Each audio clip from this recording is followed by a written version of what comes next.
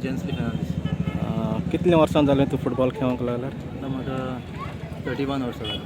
31 वर्सां. कोणाक खेळ्ळाय तूं फुटबॉल? हांव खेळ्ळा पयलो टाटा फुटबॉल अकॅडमी आहलो 2 वर्सां. मागीर लॅम्पून आपयलो म्हाका आय लीग तेमकां खेळ्ळा, प्रोफेशनल खेळ्ळा. मागीर चेचिला खेळ्ळा आय लीग. आनी आतां हांव दुसऱ्या क्लबाक खेळटा फर्स्ट.